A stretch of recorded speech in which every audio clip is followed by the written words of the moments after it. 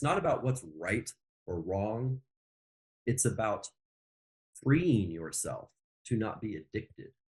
It's about freeing yourself from not having something control you. So I'm using the example as we as men can get addicted to porn.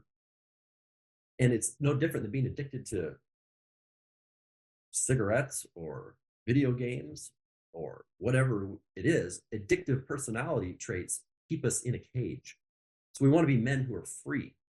All right, kissing porn goodbye. 3 steps that worked for me. We're going to go over 4 points. The number 1 reason we use fake love for release and how to address it, what I did to end my sexual neediness and addictive behavior, how to transmute horniness into your marriage, not out of it. And there's the bonus, number 4, what to do if you're single or in a sexless marriage. I can tell you what doesn't work. For years, I was addicted to porn in my marriage. And our male brains, I'll tell you what, we can justify every single use of it and possibly why we should continue to. We can say, oh, you know, I was trying to find a new position to be able to do with my partner. Oh, I was trying to get turned on so I would actually, you know, be able to enjoy sex with my wife tonight. Like, we have so much bullshit excuses. But beyond that, when you do decide, maybe this isn't something I want to do or haven't be addicted to, you cannot shame yourself. You can't guilt yourself. Getting an accountability partner, using internet filters and web blocking apps. The reason why that stuff doesn't work is we're still looking outside us for a value. We're trying to have somebody else hold us to something instead of learning how to hold ourselves to our own values. A high value man lives life to his values for no other reason than how good he feels about himself when he lives life on his terms, on his standards, based on his values, even when nobody's watching. We're watching. We have to wake up with ourselves every day for our entire life, I will add. So when we're able to hold ourselves to these standards, we feel good about ourselves. And that's an amazing experience to have. So we're going to go into the little bit of the psychology of some of this for a bit. The number 1 reason we use fake love for release, and I'm speaking of sexual tension, that kind of release, and how to address it. The number 1 reason, we don't see ourselves as a valuable prize, like deep down in our core. Therefore, we have low standards to who or what we give our sexuality to. A man with low standards sees himself as lucky when he has sex. A low standard man will allow himself to have sex with his wife no matter how badly she's treated him. A man who doesn't see himself as the prize, here's the kinds of things he will say. He will say his wife rejects him for sex when she says no. And I'm just speaking my experience of in that state, the kinds of things I was doing and the kinds of things I was saying. When a high value man is told no for sex by his wife, so now we're thinking of a high value man, his first thought is, that's fine. She doesn't get me tonight. No big fuss. He then walks away having taken sex off the table for himself, because he respects himself too much to settle for less than the best. So see how that kind of guy thinks. See how that kind of guy behaves. He knows he's got something. And sometimes he's like, oh, is this person receptive? Oh, they're not. That's not somebody I give it to then. Until we're living to a high value standard for ourselves, we are not in a position to expect our wife to desire our sexuality as a high value prize. She can sense when we have low standards. It's a huge turnoff for her. What to do about having low standards for what you give your sexuality to. So now we're getting into the how-to with this. And here's how I did it. Here's how I went from being a man who did not see himself as the prize, had low standards for what I would give my sexuality to raising the bar for that. So I'll just read it how I have it. Put your personal values in writing. Don't just think you know them. Don't assume, oh yeah, I have values. No, you need to actually pull out a piece of paper, write them down. Word your values like, I am a man who, fill in the space, even when nobody else is watching. So here's an example. I am a man who is consistent, even when nobody else is watching. I'm a man who is mindful of his time, even when nobody else is watching. So it's about stop looking to others to define your value. A lot of us guys are going through life and we're like, well, we work over there because they accepted our resume. And I had sex last night because she let me. And I think we're going to go on vacation next weekend if my kids will want to. Like, that's a man who's looking outside him to adjust what he does. So this is a reverse of that. A man just defining the value for himself and getting to enjoy how good it feels to live up to your own values. See, we can create feelings for ourselves. When we're looking to others to give us feelings, we're at their mercy.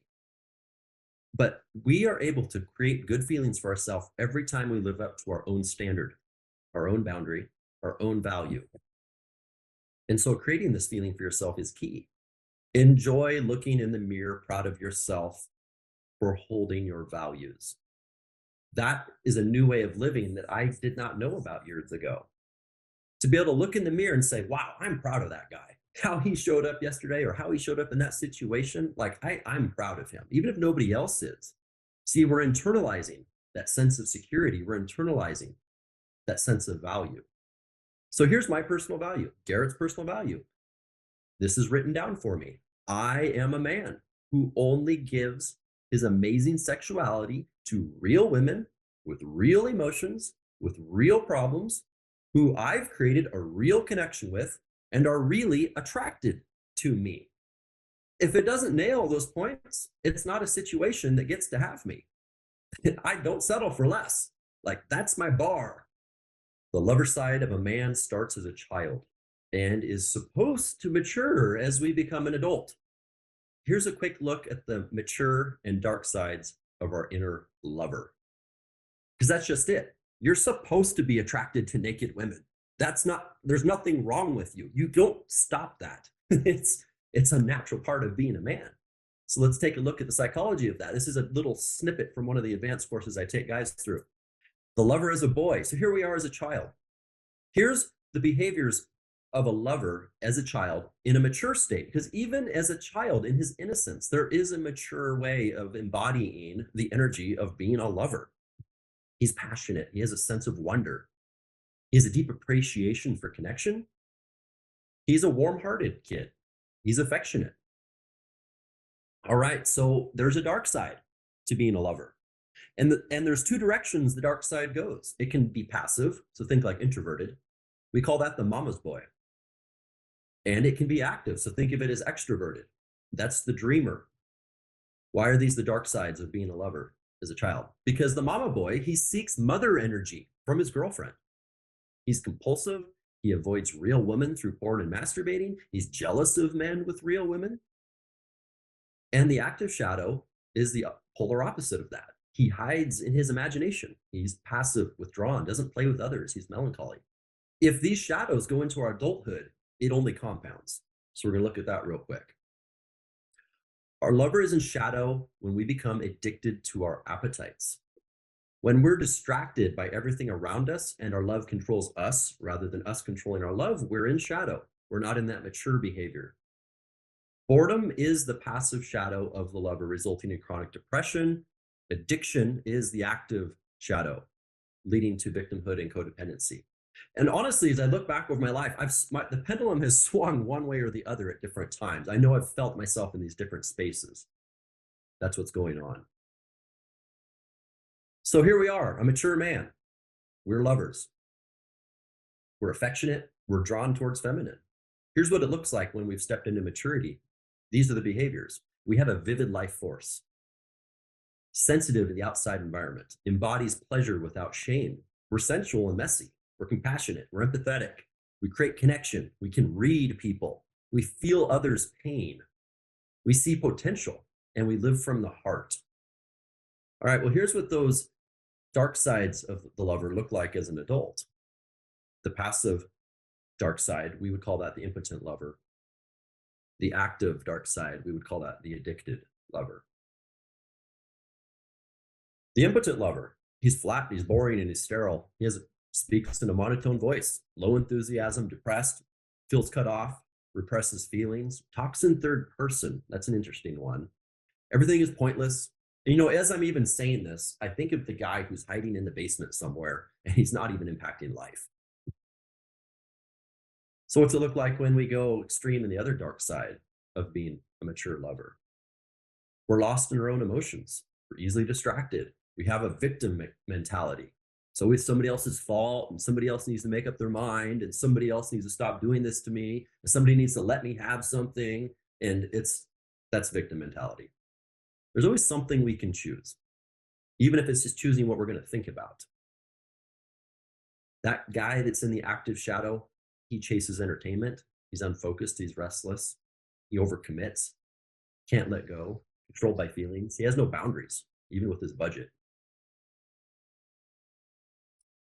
By the way, if you guys have not downloaded my free book, I go into another line of topics, which some of you on this call have heard from me before, where I talk about the seasons that relationships go through.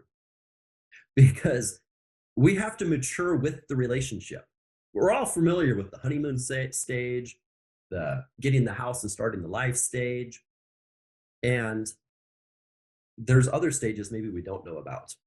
And that's the stages where sex maybe isn't happening as easily or as much as we had hoped. So I'll put that link in the chat if anybody's interested in that. So that second point that I wanted to talk about was what I did to end my sexual neediness addictive behavior. I stopped my neediness addictive behavior by giving new meanings to my feelings. So let me tell you more about that. Example of new definitions to feelings, because let me remind you, you're supposed to feel horny. You're supposed to want women. You're supposed to be desiring affection and sex. You're not going to stop that. There's no stopping it. But we had definitions to those feelings. Before, old Garrett, version 1.0, when he felt horny, he thought, oh, I need sex. The new definition now, when I feel that feeling, I'm telling myself, ooh, this is what it feels like when my body is capable of increasing my value. So notice that it's something that I'm excited to have and enjoy. Full disclosure, you guys, I broke away from porn in 2018. And right now we're talking about the process that I went through as that happened. And not only that, I broke away from needing to release through masturbating or having sex of any kind. Not that I want to be a eunuch, just that I'm no longer an addict.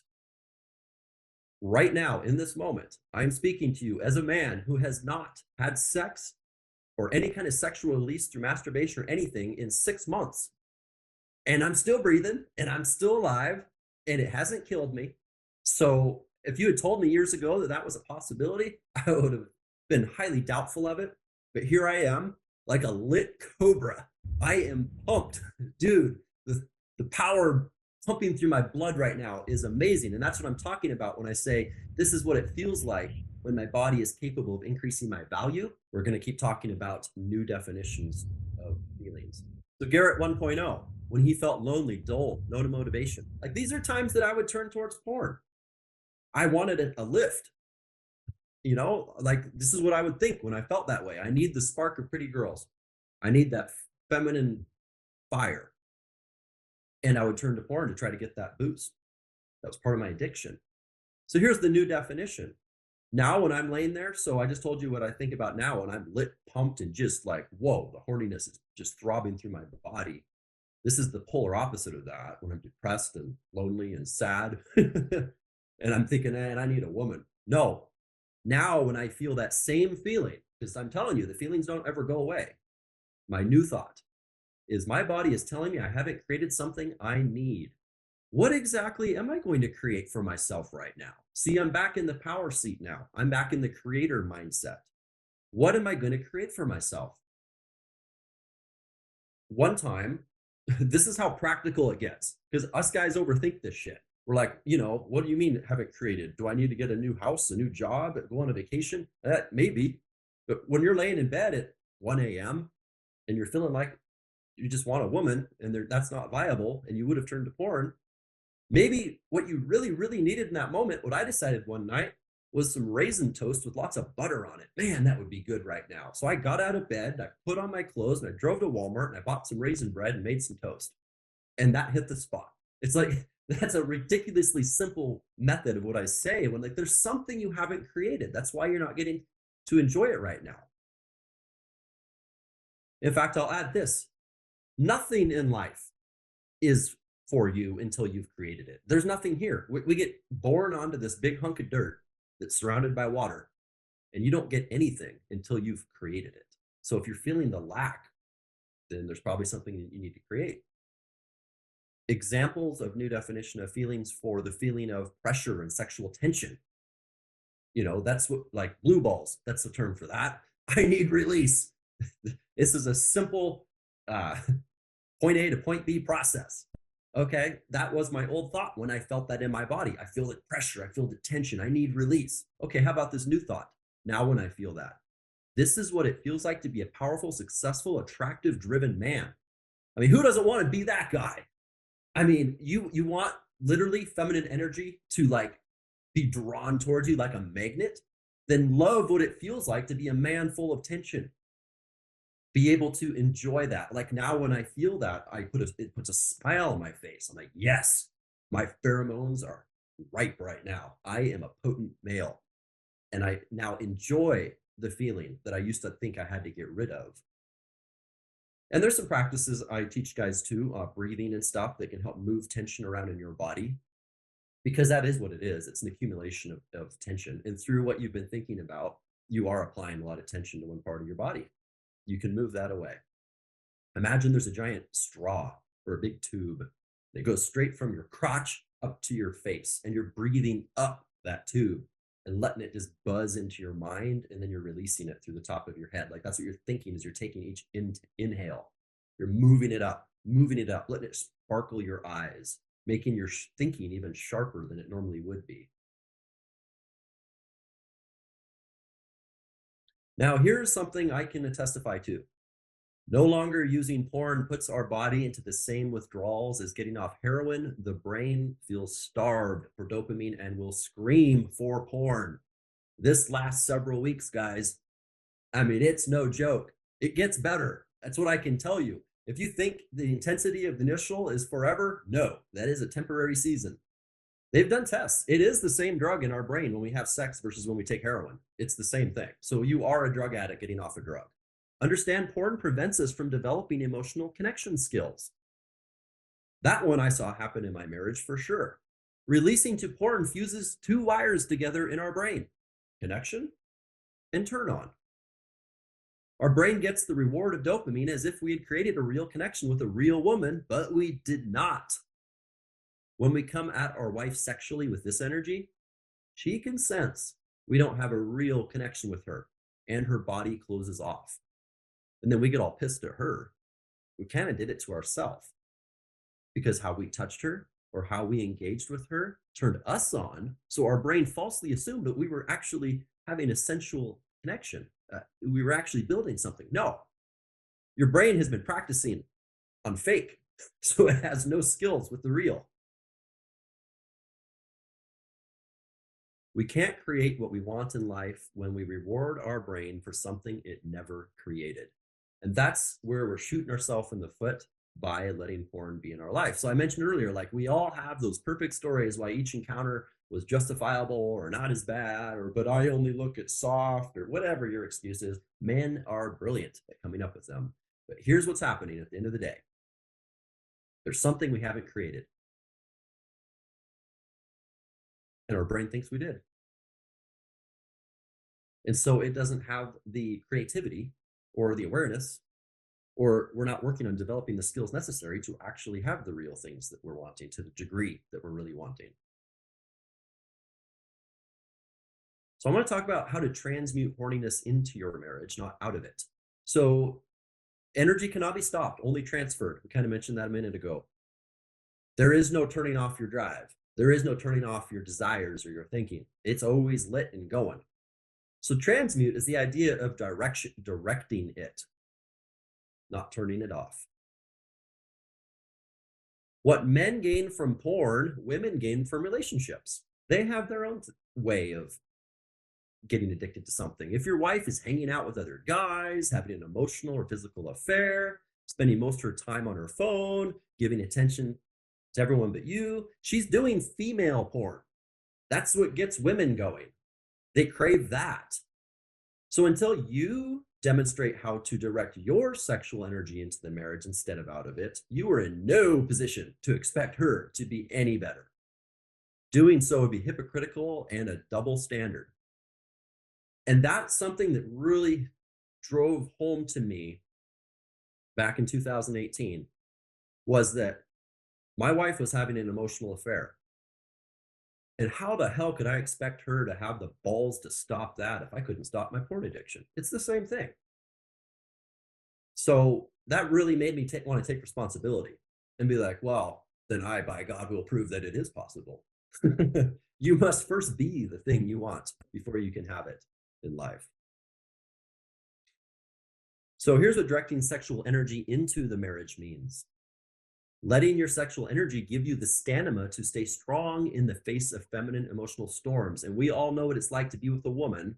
I'm not talking about one that's being like beyond disrespectful or immature. I'm talking about just dealing with the feminine feelings and talking and all of their confusing drama that they can throw at you in a mature way. And where you might have tapped out before or not been able to stay present, or you just didn't have the energy. This is the point of having your drive. It gives you the energy to stand in that. Using your sex drive to motivate the creation of something new. Remember, nothing new comes out of your relationship till new things come out of you. Maybe it's a love note, a phone call, an act of service, a compliment, a tease, a flirt. You use that drive, that lit fire in you, to spark something into existence that didn't exist previously. That's the one thing about porn. It's a dead hole that never gives back. It's just a giant energy drain with no reward. I have a story I share all the time about how I did this once. I woke up one Valentine's Day as a newly divorced man, and I was looking around, observing that I had no girlfriend, and I had no way of enjoying a sexual relationship that day. And I was like, what's something new I could create today? And I realized the place I always get breakfast at, there's all those people having to work on a Valentine's Day instead of being with their partners. So I went down there and I got Valentine's chocolates and cards for everybody that worked at the breakfast place. So all the waitresses, the cooks, gal at the checkout. And I was just kind of mindlessly did it, really. Just gave it all to them. That was like an act of something new that I had the motivation to go do it because I just felt that drive. I'm telling you what, over the next several years, those people remembered that act. They reached out to me at different times, sent me Christmas cards, remembered me, waved and smiled when we bumped into on the street later on. That one new movement like that dynamically shifted people's love back at me. One of the older ladies, she gave me a rose for Valentine's Day that next year. Like, that was pretty cool to get. None of those experiences that came back at me would have been created if I hadn't got off my butt and made something new happen. All right, directing sexual energy into the marriage means using your sex drive as the fire under your belt to address the dragons in your life, preventing the sex life you want. So we're talking about facing hard conversations, losing the extra body weight, dealing with the stresses your wife can't handle. Like, there's shit to deal with.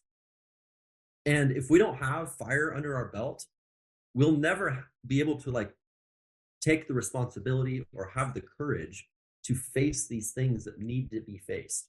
There's things in your life preventing what you want. And if we're waiting for somebody else to move it, we're back in that victim mindset. So remember, we're talking about how to have the behaviors of the mature lover. So he redirects that drive into what he's going to face now because he's so pumped. And bonus, I wanted to talk about what to do if you're single or in a sexless marriage. So I just mentioned that I have not had any kind of sexual release whatsoever. Full disclosure, and ultra vulnerable here, I have had a few wet dreams. That's a different kind of release. That doesn't dumb it down as much as when you actually had sex regularly. So here I am, 6 months, because my last girlfriend, I split up with her last fall. And then I committed this winter to remodeling a home in Spokane, and I directed all of my energy into that project, man. I mean, I framed walls, ran electrical, put in flooring, drywall. And so that's what I'm talking about when you're not in a relationship that's sexual right now. What to do is you do that kind of stuff. You penetrate the scary, edgy, fearful places in your life with a direct, erect, fearless thrust. Like the way we want to be sexually pouring affection and having fun in the bedroom, that same energy is now forced into creating something. So do something so bold with your life, it will take all the balls you got. It's amazing how your drive is not as hard to deal with or be with. You've actually directed it into something that you take. It takes a lot of courage, man. It could be as big as starting a new business or as small as calling your dad and saying you love him. I mean, maybe that's normal for you, but in my relationship with my father, where it was always tough love, and I can't ever think of a time that he would just call me and say he loved me. Like that never happened. To just grab that phone and call up your folks and be like, hey, you know what? I love you guys. That takes a lot of balls. That's a way of redirecting that energy. Because, like I said, life owes us nothing. So we get off our butt and penetrate life with our throbbing passions. We create nothing for ourselves. You know, this is a quote that I've been honing in on for a while. Maybe it's inaccurate, but it seems to be becoming more clear for me, and I'll keep changing it to what's maybe more correct in the future. But this is the main idea: is behind every great man is the support of a great woman. You can see that. I've experienced it in times in my life, but I'm telling you what, behind every exceptionally great man, one who changes the course of history, he innovates, he creates a brighter future. There's only one thing behind that man, usually, nothing but his throbbing passion. Like that's what's driving him. The greatest men in history, guys like Tesla, that brought dramatic change to this planet. They didn't have lovers and wives supporting them. They had self reliantly created that. And it was through their extreme horniness and sexuality as a man that they were so lit and livid. Livid almost sounds angry, but you get what I mean. Like he is charged, he's bright and he's sharp and he's ready to attack. That's the kind of warrior and that's the kind of king that like makes a difference. It's it's the powerful way of living as a man. And I'll be totally vulnerable with you guys. I didn't flip a switch and just like get to this state overnight. It came in stages, just like sometimes when people are getting off of drugs, they have to go to the hospital and they give them light doses of the drug as their body adjusts. Like it doesn't go from no porn, no masturbating to never use porn, never masturbate for months and feel amazing. No, it's like you break off of it. And I like Mark Manson's approach. He was like one of the first values he had for himself. Like we talked about my value, like I won't have sex or give my sexuality to anything that isn't real, that I've created a connection with, like all that stuff. His value was I will never release to a photo of a woman unless she's a real viable sexual choice for me in my life right now. Well, that immediately changes the game because now we're not completely eliminating something that our body's so used to. We're taking a step away from the fake actors, the pretend cam girls that acting like they're into you and all the things that are there, and we're moving it to who is the sexual option in my life right now. It's only probably this woman. And so I would use that as a release for a time. And then as I weaned off of that, like I said, I've got to the point now where I've had zero sexual release in 6 months. And I used to be the guy like who would talk about using release as a time to manifest, which is powerful. And I did that for a season because as the brain readjusts to not having regular sexual release, it's just as much like getting off of heroin.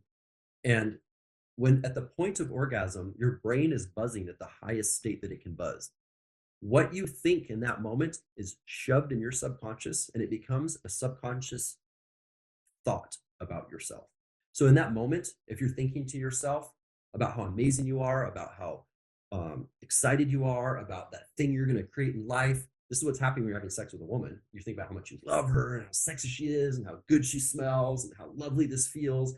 And then when it orgasms, it's put in your brain. And that's like your vibe now. So if you're sitting there depressed, sad, guilty, shameful, and you're releasing and you're orgasming, you're putting that in your subconscious. And now you're going to behave as a shameful, hiding, ineffective man. and it's like part of your personality almost. And so as I was getting away from porn, it went to just only women that are sexual options.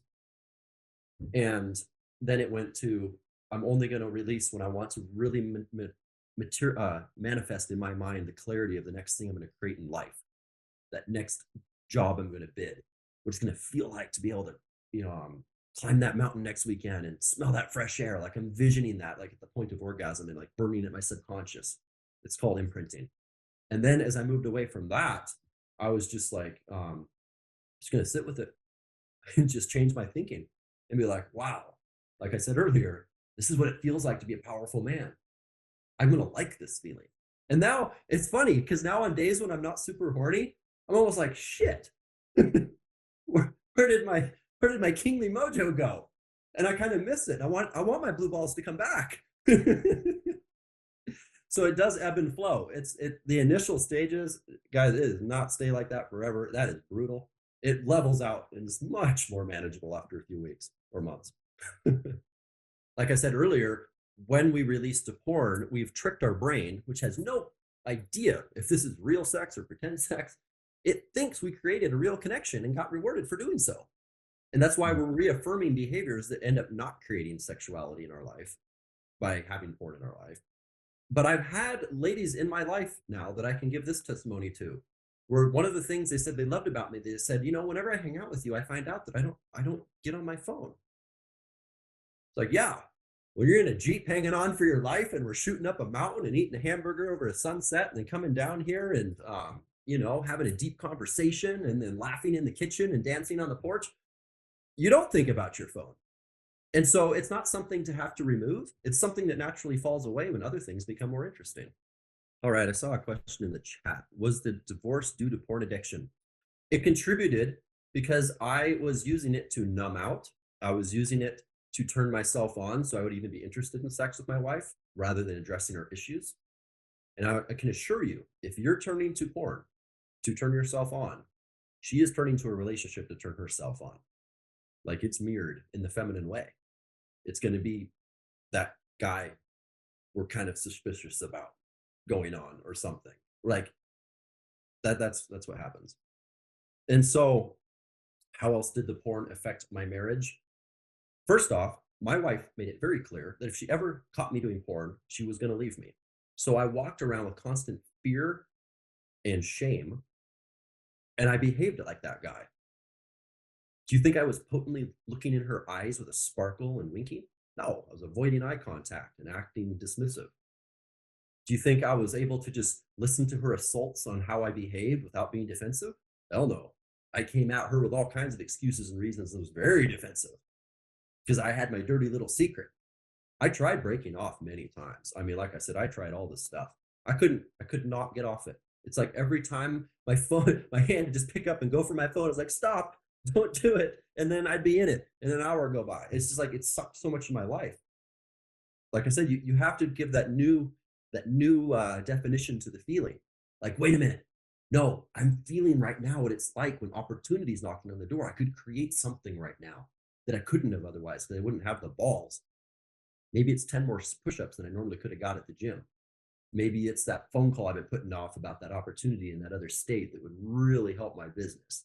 Like there's something that I need to penetrate with this. My wife used to tell me to watch porn rather than have sex. It was not something I did, but how's that fit with your model? Well, if somebody's telling you something, why do you give a fuck? That's what goes through my mind at first. Women have a lot of opinions about what to do. And when we're living life to our terms, our values, our standards, we can get curious about that. Oh, that's interesting. What kind of prompted you to do that? I'm just curious. Like we can open the door for emotional connection in that moment. But we live life on our terms. Let them ask or say whatever they want. We got our own values that we're living to. That's where the excitement comes from, the pride, the ability to look in the mirror and be like, that's a badass. Over and over, I've worked with guys that they're like, maybe I'm just being jealous. Maybe I'm just being insecure. Because the feminine mind is very brilliant. She knows how to send it to us in a way that it hits our insecurities. So we start looking at ourselves and going, maybe I'm just an insecure jerk. Maybe I'm just a controlling asshole. Wow, maybe I need to work on that. They do that subconsciously to get you off the scent many times. So here's the thing, it's not in your control. All you can do is be a man that can prove to her that such things can be moved on from. We can get off our addiction. We can stop being attached to porn for validation. We can stop being uh, the person who's directing energy out of the relationship. We become who we would like her to be by just becoming it. And that's what creates something called internal pressure. Because external is don't do that. I don't like it. It's like if your wife came in the room and said, no more porn, don't ever do it. That's not going to change anything. But when you build internal pressure, it's out of your own desires that you change. You put internal pressure on other people by passing them up on the highway to maturity. We looked earlier at those mature behaviors that the lover can embody. When you embody those constantly, she can tell if now she's the one that needs to get her game together. She can feel, wow, that's a high value man. I'm kind of not even worth that much. Then she has a choice. She will either A, break it off with whatever's going on and rejoin the relationship, or B, just break it off entirely and limbo's over. It's polarizing. We want to be polarizing men. We want to have enemies and friends, nobody in the middle, because we're so clear on how we live and who we are that they can feel it about us. And there's that incongruency. If she's not that kind of person herself, she won't be able to live with that feeling. She will make a choice. The problem us guys do is when we chase after it, trying to resolve our insecurity by tracking them and trying to get clarity about if she is cheating or not, we've completely shot ourselves in the foot if we go down that path, because it will emerge eventually. It's not your job to have to pull it out. That internal pressure will keep building when you live as a high value man. And high value is not always money. It can be. It's not always position, like, pastors, bosses, CEOs, like we think of position. It's also your emotional mastery, your high value in the sense of you being able to control your thinking so that your feelings aren't taking you over.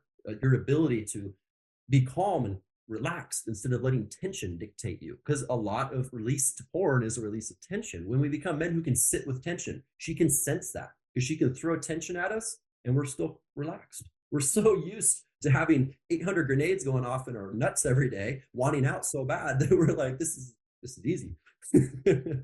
A lot of us guys will point to her and be like, why can't she just want to be in the relationship? Why can't she just be happy? Why can't she want me to have affection with me again? Why can't she be committed? Well, why can't you get happy while she's away? Why should she learn how to get happy and not get what she needs? But you can't. So that's, again, we demonstrate that it is possible all on our own without the help of anybody to bring ourselves up to these mature levels. The porn is a slippery slope because it fires so much dopamine in the mind that it will affect the creation of the real thing. And this is amazing because when I started directing all of my potency into relationships, I created a lot of sexual experiences with ladies that I had only fantasized before. And now that my standard is high for myself, and I'm like, I will not give my sexuality to somebody unless it's a real woman with real emotions, real problems. I've attracted her. I have brought her to this point of desiring, and it's actually a real connection. Then I will enjoy it. And then I will give my amazing sexual gifts to that person. I've been able to do that. And it's a way more fulfilling way of living when you know that you are the creator of the things you want to create. You're not a victim waiting for somebody to hand it to you or change.